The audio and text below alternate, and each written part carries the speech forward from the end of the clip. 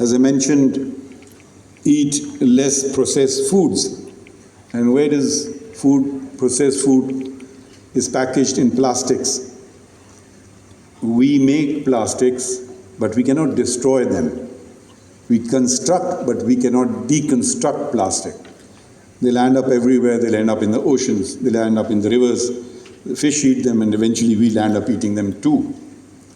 The next thing is meat consumption. Every doctor worth his salt says, reduce that. In comparison, eat vegetables, they say. Beef takes 20, I'm not a scientist, but I'll give you stuff which I've gathered from the internet. 20 kilograms of feed and 14,500 liters of beef, of water gets you 1 kilogram of beef. Chicken, the numbers are slightly lower, 3.3 kilograms of feed and 4,300 liters of water. Vegetables is the solution. There is a saying of the fourth Caliph of Islam, Hazrat Ali, may Allah be pleased with him, do not make your stomachs the the graveyard of animals. So I'll come to the religious aspect later. And of course, sugars we must desist. It causes diabetes, it causes many other sicknesses. Till 300 years ago, the weekly consumption of sugar was just 1 small teaspoon. Today, an average is about 1 kilogram of sugars per week per person. Sugar is not required in our diet at all. If you eliminate it, you will feel better, you will live longer, and a number of diseases will get eliminated from your body. Sugar was the world's first epidemic. It was the first drug that was introduced. And who introduced this drug? It was the imperial powers of the day, the colonizers of the world, the slavers of the world. These people introduced sugar in everyone's diet. And who did they gather to make this sugar? They captured, it is estimated, 12.5 million people from the continent of Africa, kidnapped them, enslaved them. A quarter of them just died en route before they reached the destination on the sugar plantation. Their lives were so miserable that a healthy person would last about 6 or 7 years in a sugar plantation. This was known even then. William Fox spoke about this, the evil of sugar, not the health aspect of it, but the human aspect, the misery which it had brought, the enslavement, the killing. And I quote him, that when you put a teaspoon of sugar in your tea, it is stained with spots of human blood. The transatlantic slave ships, fruits of labor, inseparable from human suffering. It was also addressed by the famous poet Samuel Taylor Coleridge on an anti-slavery lecture that he gave in 1795. And I quote, "A part of that food among most of you is sweetened with brother's blood." So this was the other aspect of sugar, which leaving aside the health aspect. And sugar became the most traded commodity in the Western civilization. It contributed to the plantations contributed to species destruction, reduction in biodiversity, creation of monocultures. It was the first drug addiction of the world, and it continues. The next thing which the doctors will tell you to do to improve your lives, to live healthier, longer lives, is to walk and to exercise. If you, let's say, I was just calculating very rough calculations, 12 kilometers is about 1 liter of petrol, which is 250 rupees or about $1. So you save on your pocket, you save the environment, and you get healthy for free. You don't have to maintain a car. Shah Saab's thing of electric vehicles, it's even better to use your feet, if not to use pedal power. Shah Saab, if you're prepared to give up your vehicles, we will certainly provide. One vehicle will probably provide enough bicycles for all the judges of the Supreme Court and many more. Earth is a living organism, but we do not treat it like that. That is the sad part of it.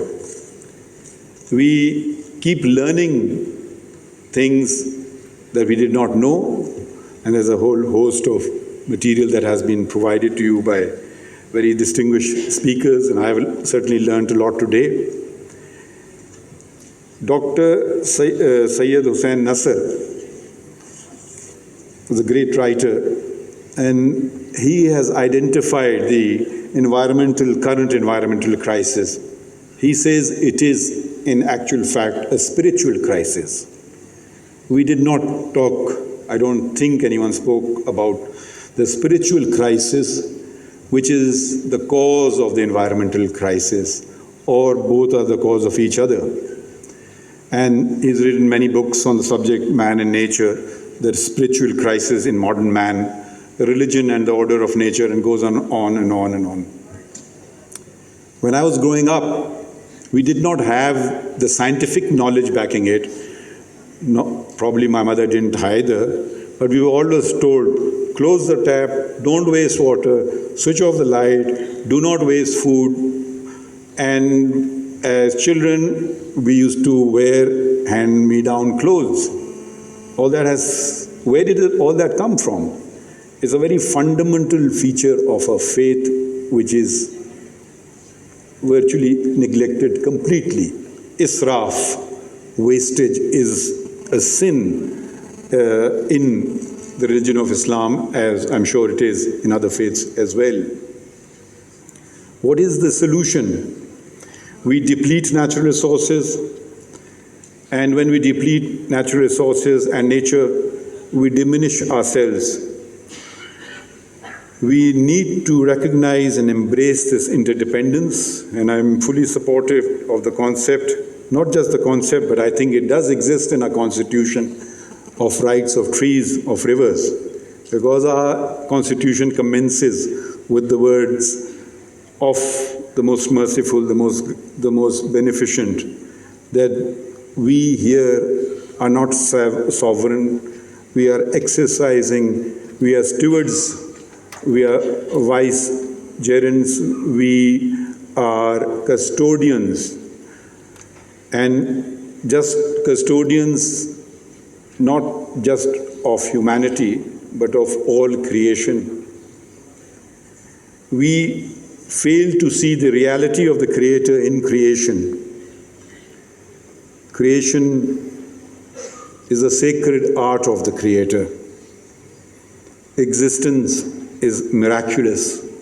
We see something today made and we say, wow, what technology, drones, mobile phones. Can anyone create an ant or a bee, let alone more creatures of the earth? It's impossible.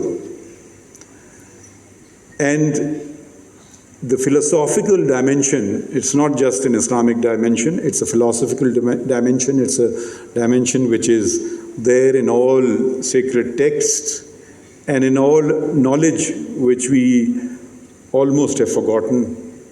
Quoting Fridtjof Schuon, a metaphysicist, and I quote, "The least speck of dust possesses something of the absolute, and thus of the divine." We have to look. We should not just see the water for the sake of water to nourish us. We should not just see an animal to feed us. We should not just see fruit for the same purpose. We should truly see the meaning, the truth behind the meaning of all of creation. The Sioux Indians referred to it as Chante Ognate, the eye of the heart. In Arabic, in our tradition, we call it the Ain al-Qalb. Two extreme parts of the world never met each other, talking the same language. Where is the connection? Who taught them the same language? Where did the same truth emanate from? They never met each other. To return to health, we must tackle the disease rather than merely palliating the symptoms, which we've been doing. And I would now like to quote from a Christian philosopher, Philip Sherrard, his book, Christianity, Lineaments of a Sacred Tradition.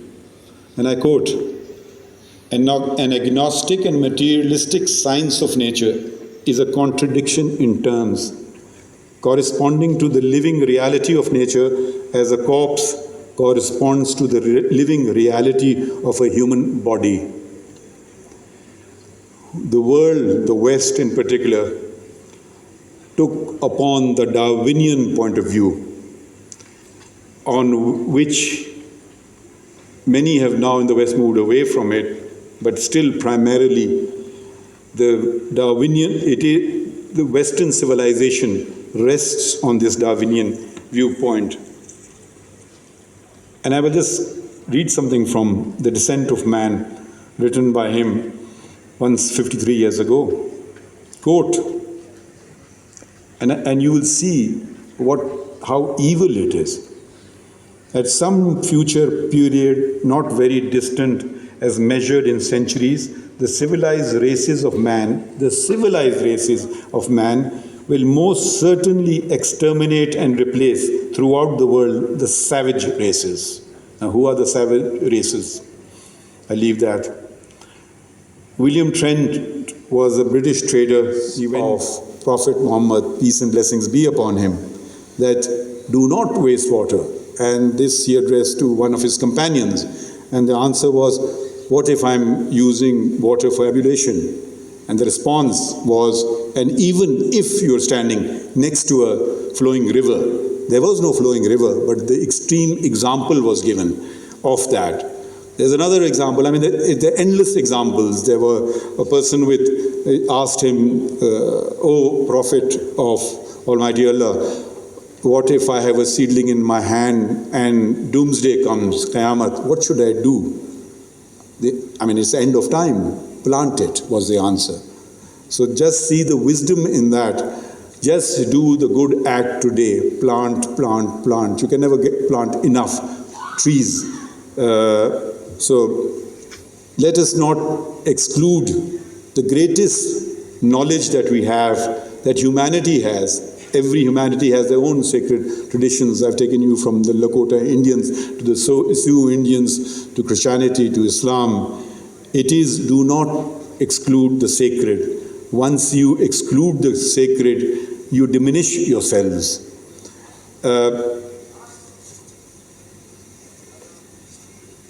And not only that, what is the sacred? Sacred is beauty.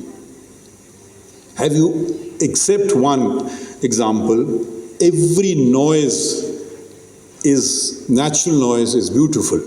Have you ever thought about it? The birds chirping, the bees humming, water trickling, even thunder has grandeur. It's impressive. And there's only one, and that's used as an example, not to raise your voices in the Holy Quran, and that's the braying of the ass. So it's probably the only exception. And if you think about it, how many man-made noises are beautiful. The car passing by, the air conditioner humming, the sort of, I can go on and on and on. You'll rarely find something, the natural voice, the beauty of, so there are so many different dimensions to this aspect. Beauty is the manifestation of the infinite. Let us reintroduce the absolute in the world of relatives. This is the world of relatives. It is not the world, the eventual world. We must give these lessons. What are the little lessons that we can give to our children? I mean, walk, eat less. There is plastic bottles, someone had commented upon them. I refuse to drink from them. It's a one-use plastic.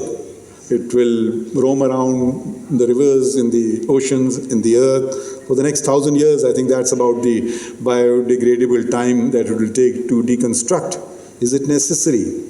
What do? You extract water, which you did not make. You take out a chemical from petroleum, make plastic out of it. You extract the profit, take it away. This is not very different from the colonization of the world that the imperial powers undertook many years ago. This is a modern form of slavery, except there is one difference. Here you want to be slaves. Here you are voluntarily becoming slaves.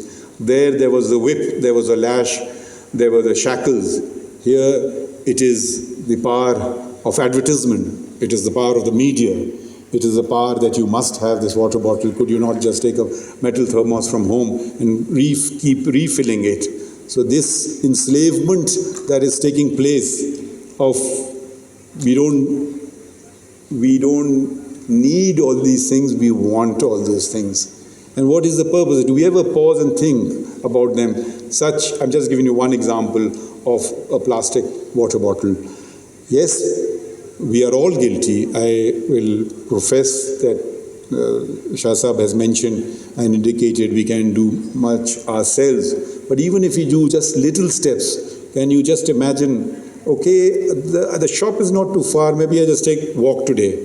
Just imagine the amount of petrol that you will save, the amount of money you will save, and then you multiply it by if everyone in the country did the same.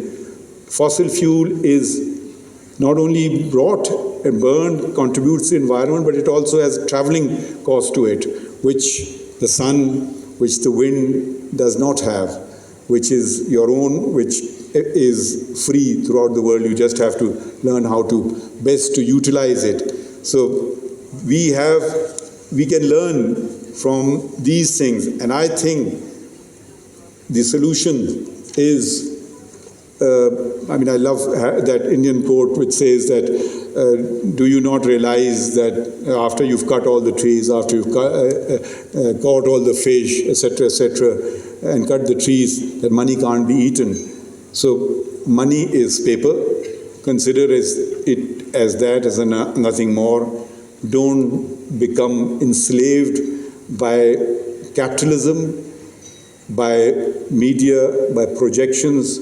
After all, when I grew up, I had never seen a plastic water bottle. So I grew up without I don't know how we survived. Can you imagine a conference